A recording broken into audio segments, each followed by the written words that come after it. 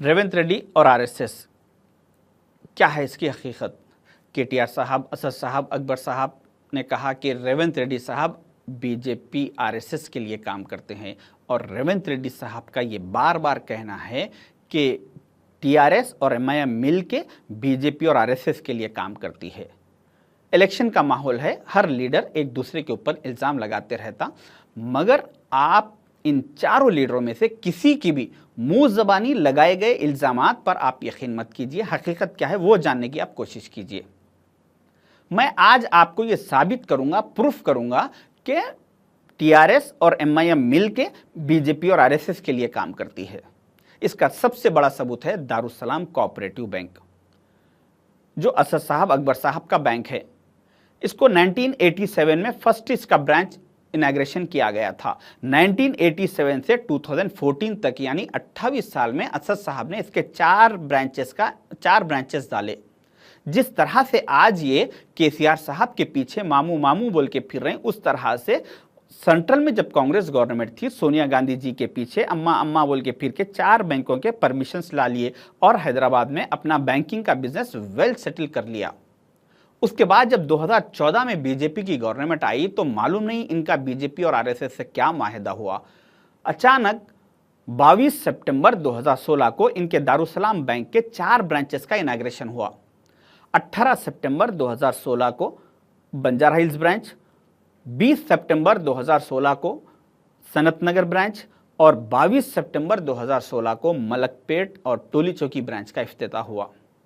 असद साहब को Darussalam cooperative bank के पहले 4 ब्रांचेस डालने के लिए 28 साल लगे, जबकि सेंट्रल में कांग्रेस गवर्नमेंट और फिर इन्हों कांग्रेस में अलायंस में रहते हुए और दूसरे 4 ब्रांचेस डालने के लिए इनको सिर्फ 4 दिन लगे, जबकि सेंट्रल में बीजेपी गवर्नमेंट, आरएसएस गवर्नमेंट। इससे मैं आपको इन्हीं के पेपर, एतमाद पेपर में आए हुए एडवर्टाइजमेंट के डेट वाइज मैं आपको सबूत दे रहा हूं। इससे बड़ा सवाल यह है कि 8 नवंबर 2016 को नोटबंदी की गई हिंदुस्तान में।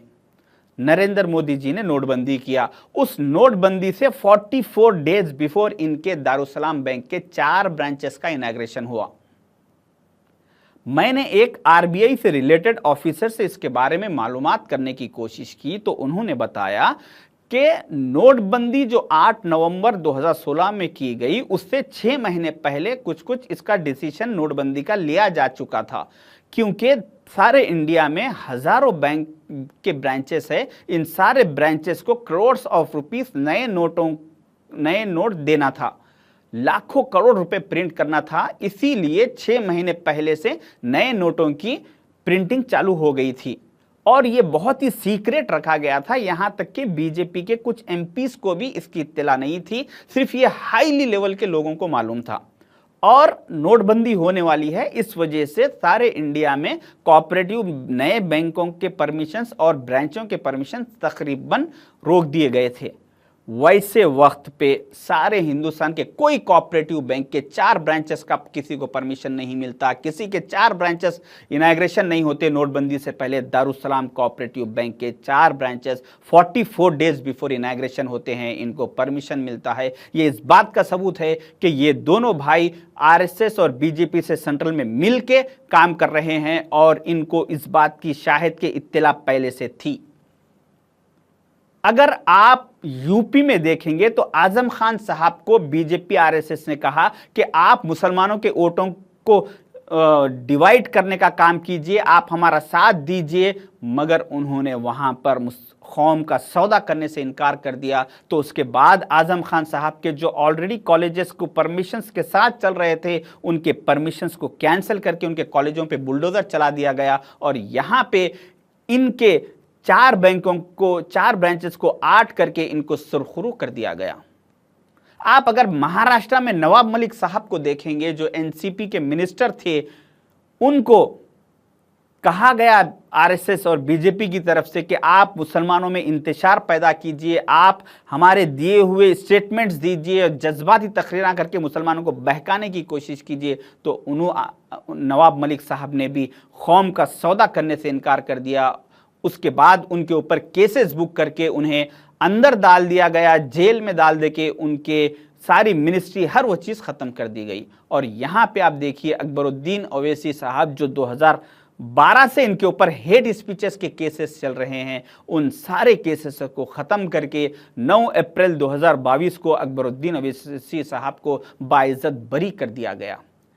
इतना सब कुछ देखने और सबूतों के साथ सुनने के बावजूद भी अगर आप लोग को इन लोगों के जज्बाती तकरीरों पर यकीन है और आप इस बात को नहीं मानना चाह रहे हैं कि ये आरएसएस बीजेपी के लिए काम करते हैं, तो फिर आपका अल्लाह ही मुहाफिज है। कर्नाटक असेंबली इलेक्शन के वक्त जो कर्नाटक के सारे माइनॉरिटीज ने मिलकर वहां पे जेडीएस होने के बावजूद भी मुस्लिम माइनॉरिटी वोटों को डिवाइड ना करने का अहद किया और सारे लोग मिलकर सारे हिंदुस्तान के मुल्क के हालात को नज़र में रखते हुए कांग्रेस के साथ जाने का डिसीजन लिया और वहां पे कांग्रेस के साथ गए। इसका रिजल्ट ये हुआ कि वहां से बीजेपी और आरएसएस का कर्नाटक से सफाया हुआ और उसके बाद उसका असर तेलंगाना पर भी पड़ा। यहां पर भी अब तेलंगाना में भी सारे मुसलमान, सारे माइनॉरिटीज ये डिसाइड कर चुके कि अब हम यहां पे टीआरएस में, कांग्रेस में वोट डिवाइड नहीं करेंगे, बल्कि हम सिर्फ कांग्रेस के साथ नेशनल इश्यूज को नज़र में रखते हुए कांग्रेस के साथ जाएंगे। तो उसके बाद यहां पर भी अब जब सारे मुसलमान माइनॉरिटीज ये डिसाइड कर चुके, तो इस खौफ से बीजेपी और आरएसएस को ये खौफ महसूस हुआ कि कर्नाटक में जैसा हमारा वजूद ख़त्म हो गया, वैसी अब तेलंगाना में भी अगर वजूद ख़त्म हो जाएगा, तेलंगाना से भी अगर कांग्रेस आ जाएगी, तो इसका सारा असर 2024 के सेंट्रल इलेक्शन पे पड़ेगा और हिंदुस्तान में हमारे पूरे वजूद पे ख़तरा आ जाएगा। इस वजह से उन लोगों ने, आरएसएस और बीजेपी वालों ने एक नया फार्मूला शोबदा शुरू किया कि इन लोगों को, इन तीनों को काम पे लगा दिया कि मुसलमान वोट, माइनॉरिटीज़ वोट सिर्फ कांग्रेस की तरफ ना जाए बल्कि डिवाइड हो जाए। इस वजह से आप ये कहते जाओ कि कांग्रेस के लोग आरएसएस के लिए काम करते हैं। उन लोगों के, इस आरएसएस और बीजेपी के ये कहने की वजह से इन लोगों का ये कहना है कि बार बार कि रेवंत रेड्डी साहब फलां आरएसएस के लिए काम करते हैं, ये उनकी मुसलमानों के वोटों को डिवाइड करने की साजिश की जा रही है।